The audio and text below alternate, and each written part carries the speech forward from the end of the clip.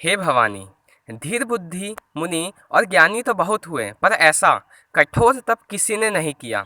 अब तू इस श्रेष्ठ ब्रह्मा की वाणी को सदा सत्य और निरंतर पवित्र जानकर अपने हृदय में रख। जब तेरे पिता बुलाने को आवे तब बिना कुछ करे घर चली जाना, और जब तुम्हें सप्त ऋषि मिलेंगे तो तब यह वाणी सही हो जाएगी। इस प्रकार आकाश से कही हुई ब्रह्मा की वाणी को सुनते ही पार्वती जी प्रसन्न हो गई और खुशी के मारे उनका शरीर पुलकित हो गया। याज्ञवल्क्य जी भारद्वाज जी से बोलते हैं कि मैंने पार्वती का सुंदर चरित्र सुनाया, अब शिव जी का सुहावना चरित्र सुनो।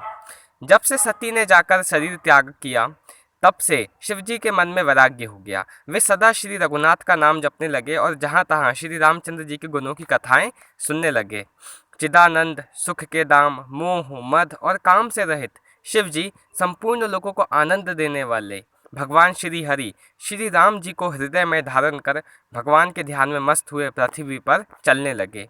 वे कहीं मुनियों का ज्ञान का उपदेश करते और कहीं श्री राम जी के गुणों का वर्णन करते। यद्यपि सुजान शिव जी निष्काम हैं, तो भी वे भगवान अपने भक्त सती के वियोग से दुखी ही हैं। इस प्रकार बहुत समय बीत गया। श्री राम जी के चरणों में नित्य नई प्रीति हो रही थी। शिव जी के कठोर नियम और अथाह प्रेम और उनके हृदय में भक्ति को की अटल टेक को जब श्री रामचंद्र जी ने देखा, तब कृतज्ञ, उपकार मानने वाले, कृपालु, रूप और शील के भंडार, महान तेजपुंज भगवान श्री राम जी प्रकट हुए।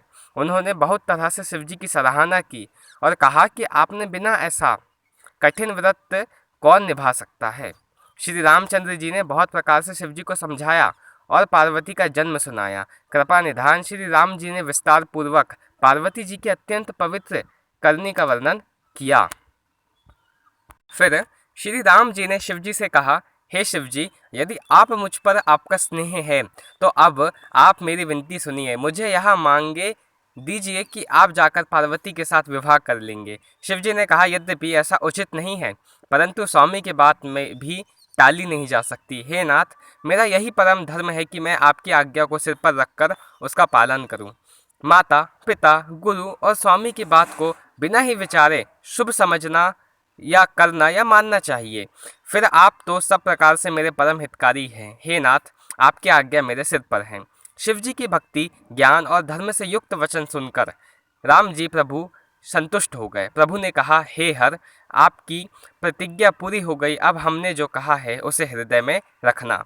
इस प्रकार कहकर श्री राम जी अंतर ध्यान हो गए। शिव जी ने उनकी वह मूर्ति अपने हृदय में रख ली। उसी समय सप्तऋषि शिव जी के पास आए। प्रभु महादेव जी ने उनसे अत्यंत सुहावने वचन कहे, आप लोग पार्वती के पास जाकर उनके प्रेम की परीक्षा लीजिए और हिमाचल को कहकर उन्हें पार्वती को लेवा लाने के लिए भेजिए तथा पार्वती को घर भिजवाइए और उन्हें संदेह को दूर करिए।